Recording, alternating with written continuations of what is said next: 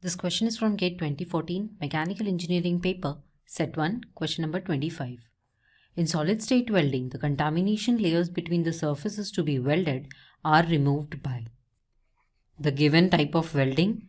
Solid-state welding is a cold pressure welding operation, and in such type of welding, the metal plates are being subjected to large amount of force.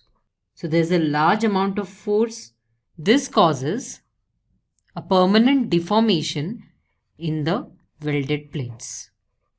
Because of this large force, these plates also move slightly. And when they move slightly, the contamination layer that is formed on the plates is removed because of this sliding of the plates or because of the movement of the plates over each other.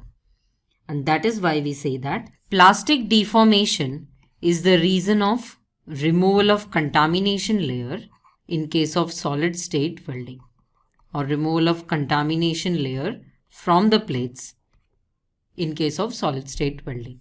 Let's go back and mark the correct option. So in solid state welding, contamination layers between the surfaces to be welded are removed by plastic deformation.